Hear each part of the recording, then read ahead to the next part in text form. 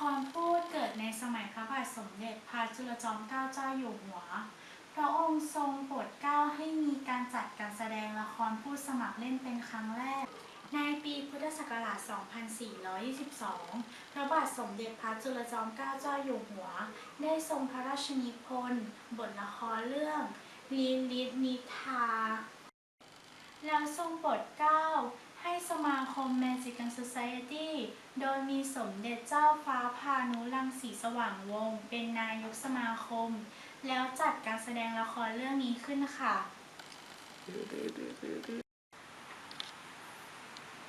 ในปีพุทธศักราช 2425 พระบาทสมเด็จพระจุลจอมเกล้าเจ้าอยู่หัว ทรงโปรดเกล้าโปรดกระหม่อมให้แสดงละครเรื่องอีเหนาในงานเฉลิมพระราชมนเทียน ณ พระที่นั่งละครที่แสดงในครั้งนี้เป็นละครลำแต่มีบทเจรจาที่ทรงพระราชนิพนธ์เองบ้าง ปีพุทธศักราช 2477 พระบาทสมเด็จพระมงกุฎเกล้าเจ้าอยู่หัวเมื่อครั้งดำรงพระอิสริยยศสมเด็จพระบรมสารีริกธาตุเจ้าฟ้ามหาวิเชียรวุฒิสยามกุฎราชกุมารทรงสำเร็จการศึกษาและเสด็จนิวัตรกลับประเทศไทย และพระองค์ทรงตั้งทวีปัญญาสโมสรขึ้น ซึ่งในสมัยนั้นก็มีการจัดตั้งสามัคคยาจารย์สโมสร โดยมีเจ้าพระยาธรรมศักดิ์มนตรีเป็นประธานอยู่ก่อนแล้ว ซึ่งทั้งสองสโมสรนี้ก็มีรูปแบบกิจกรรมคล้ายคลึงกัน คือมีการนำบทละครพูดแบบใหม่จากชาติตะวันตกมาแสดงโดยพระบาทสมเด็จพระมงกุฎเกล้าเจ้าอยู่หัวเมื่อครั้งดำรงพระอิสริยยศสยามกุฎราชกุมารพระองค์ก็ทรงร่วมเล่นในหลายครั้งสโมสรจึงได้ถวายพระเกียรติยศให้พระองค์ทรงเป็นผู้กำเนิดละครพูด เมื่อพระองค์ถลิงถวัลยราชสมบัติเป็นพระมหากษัตริย์รัชกาลที่ 6 แล้วพระองค์ทรงส่งเสริมสนับสนุนให้มีการจัดทำละครพูดขึ้นโดยพระองค์ทรงมีพระดำริว่าเป็นแนวแปลกใหม่และเล่นง่ายพระองค์ก็ทรงร่วมเล่นและทรงพระราชนิพนธ์ในหลายๆครั้งด้วยละครพูดล้วนๆหรือละครพูดแบบร้อยแก้ว วิธีการแสดงโดยวิธีการพูดใช้ท่าทางแบบสามัญชน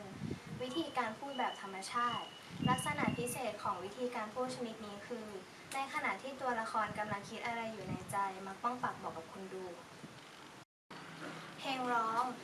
ไม่มีผู้แสดงดำเนินเรื่องโดยวิธีการพูดดนตรี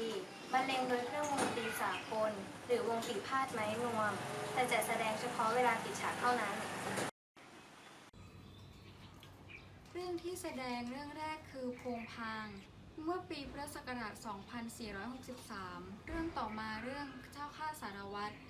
ทั้งสองเรื่องเป็นบทพระราชนิพนธ์ในพระบาทสมเด็จพระมงกุฎเกล้าเจ้าอยู่หัวนอกจากสองเรื่องนี้ยังมีบทพระราชนิพนธ์ในพระองค์อีกมากมายที่นิยมนำมาแสดงผู้แสดงสมัยโบราณใช้ชายแสดงล้วนปัจจุบันนิยมผู้แสดงชายจริงหญิงแท้การแต่งกายตามสมัยนิยมเนื้อเรื่องและคำนึงถึงสภาพความเป็นจริงของตัวละคร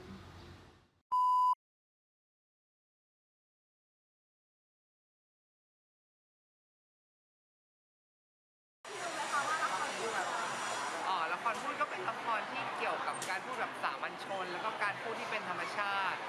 เวลานักแสดงจะพูดกับผู้ชมเนี่ยก็คือนักแสดงที่คิดในใจก็จะว่างปากแล้วก็พูดกับคนดูใช่แล้วละครเรื่องแรกของละครพูดพี่ว่าน่าจะเป็นโกงพางของพระบาทสมเด็จพระมงกุฎเกล้าเจ้าอยู่หัวเก่งมากๆเลยค่ะน้องครับขอสัมภาษณ์ได้ไหมครับน้องรู้ไหมครับว่าละครพูดคืออะไรจากค่ะรู้ว่ามันคืออะไรละครพูดล้วนๆนะครับคือละครพูดที่ใช้ภาษาในการพูดแบบสามัญชนทั่วไปที่พูดกันแล้วก็เป็นลักษณะการพูดนะครับคือพูดแบบธรรมชาติที่สุดครับแล้วน้องรู้ไหมครับว่าละครพูดล้วนๆมีเรื่องอะไรบ้างไม่รู้อ่ะละครพูดล้วนๆนะครับมี2เรื่องด้วยกันก็คือเรื่องโผงผางและเจ้าข้าสารวัตรนะครับซึ่งทั้ง2เรื่องนี้อยู่ในพระราชนิพนธ์ของพระบาทสมเด็จพระมงกุฎเกล้าเจ้าอยู่หัวครับขอบคุณที่สัมภาษณ์นะครับพี่รู้จักละครพูดล้วนๆไหมคะรู้จักครับแต่ว่ารู้จักผ่านๆละครพูดล้วนๆการแสดงจะดำเนินเรื่องด้วยวิธีการพูดใช้ท่าทางแบบสามัญชน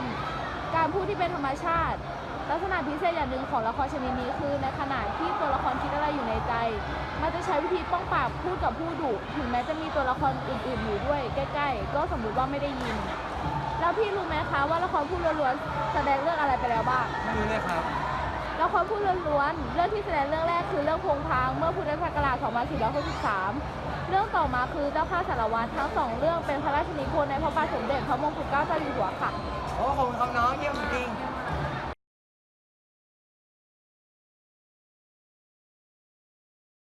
เรืออยู่ข้างจะเก่งมาก ทำไม อ๋อ คุณพระคงจะเห็นประหลาดว่าในเวลาที่มีเหตุการณ์ตึงเครียดอยู่